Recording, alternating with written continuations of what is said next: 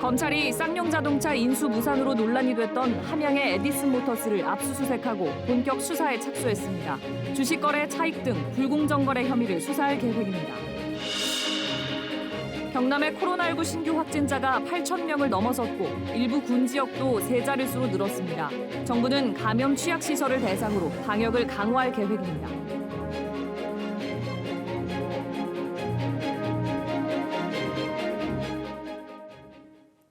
안녕하십니까. KBS 9시 뉴스 경남입니다. 이번 법원 판결로 김해시 안동 1지구 도시개발사업의 행정 절차에서 중대한 하자가 확인됐습니다. 하지만 당장 내년 7월부터 2,700여 가구의 입주가 예정돼 있는데요. 입주자들의 피해는 없는지, 또 이 사업을 둘러싼 각종 특혜 의혹들은 해소될 수 있는지 황재락 기자가 취재했습니다. 1, 2단지 합쳐 2,700가구 규모의 아파트를 짓는 김해 안동 1지구 개발 사업. 내년 7월 1,400여 가구가 입주 예정인 1단지의 현재 공정률은 37%, 2년 뒤 입주 예정인 2단지의 공정률은 16%입니다.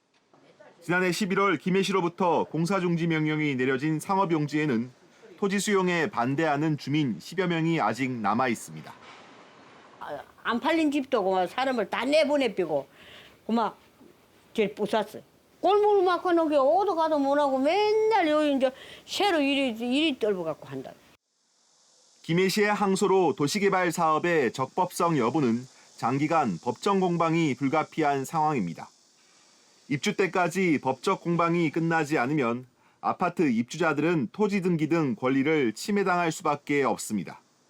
김해시는 입주자들에게 피해가 가지 않도록 건물 사용 등 행정 절차를 진행한다는 방침입니다. 건축은 그 안에 소송이 진행되더라도 건축의 가사용 승인이나 사업 승인이 되면은 건축에 대한 준공은 무리 없이 될 거라고 그래요.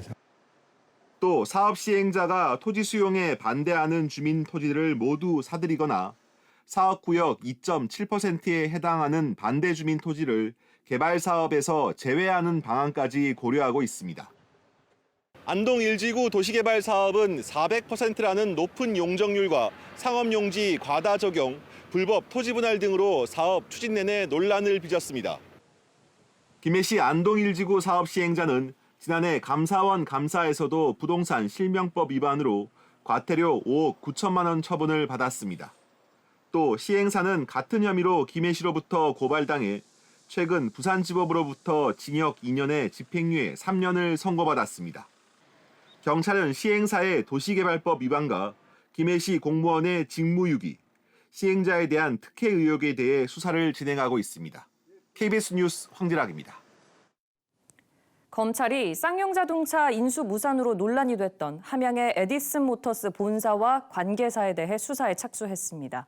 금융감독원이 포착한 에디슨모터스 측의 불공정 거래 혐의 등이 사실인지 여부를 조사할 계획입니다. 이형관 기자입니다. 서울남부지검 금융증권범죄 합동수사단이 함양의 에디슨모터스와 관계사들을 압수수색한 것은 어제입니다. 에디슨모터스 측이 쌍용차 인수 과정에서 주가를 띄워 차익을 챙겼다는 의혹 등에 대해 본격 수사에 나선 겁니다. 에디슨모터스는 지난해 10월 쌍용자동차 인수 우선 협상 대상자로 선정됐지만 인수대금 잔금을 납입하지 못하면서 결국 합병이 무산됐습니다. 당시 에디슨모터스의 자금 조달 창구였던 에디슨 EV는 쌍용차 인수 추진 소식에 주가가 급등했다가 인수가 무산된 지난 3월 다시 곤두박질 쳤습니다. 이 과정에서 에디슨 EV의 대주주 투자조합은 주식을 대부분 처분하고 차익 실현에 나서면서 일반 주주가 피해를 보는 등 이른바 먹튀 논란이 일었습니다. 이에 금융감독원은 이들 과정을 집중 모니터링해왔으며 지난달 22일 에디슨모터스 등의 불공정 거래 혐의를 포착하고 검찰에 사건을 이첩했습니다. 증권선물위원회 심의를 생략하고 사건을 빠르게 넘기는 패스트트랙을 적용한 겁니다. 검찰은 이번 압수수색 과정에서 쌍용차 인수 관련 자료를 확보한 것으로 알려졌습니다. 또 에디슨모터스 측이 인수에 나선 배경과 회사 관계자나 대주주들의 불공정 거래 의혹 등을 수사할 것으로 전해졌습니다. KBS 뉴스 이형관입니다.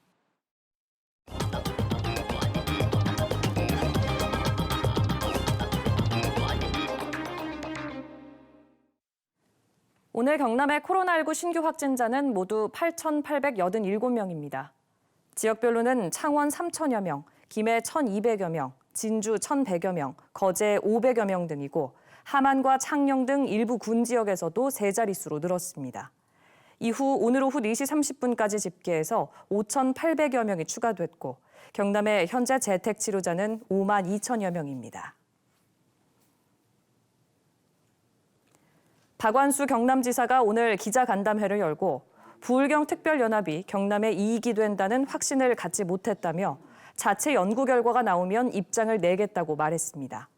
또 모든 사업을 전면적으로 검토해 급하지 않은 재정 지출을 줄이고 낙동강 녹조와 관련해서는 민관 합동 독소 검사도 검토해 보겠다고 말했습니다. 진주 사천 산청문화원이 공동으로 주관하는 115주년 국채보상운동 기념 학술대회가 오늘 진주시청에서 열렸습니다. 오늘 학술대회에서 발표자들은 당시 도청 소재지였던 진주에서 경남의 첫 국채보상운동이 시작됐으며 이는 일제의 차관을 갚기 위해 민중들이 일으킨 자발적인 애국운동이었다고 소개했습니다. 김해시의회가 창원시와 김해시를 연결하는 비음산 터널 개통 촉구 결의안을 만장일치로 채택했습니다. 김해시의회는 결의안에서 김해와 밀양 고속도로 노선을 창원 토월 나들목까지 연장하는 방법으로 비음산 터널을 개설해야 한다고 주장했습니다. 앞서 지난 2월 경상남도와 창원시, 김해시는 김해와 밀양 고속국도 노선을 창원까지 늘리기로 업무 협약을 맺은 바 있습니다. 환경부가 부산, 울산, 경남에서 한 달 동안 수소버스를 시범적으로 운영합니다.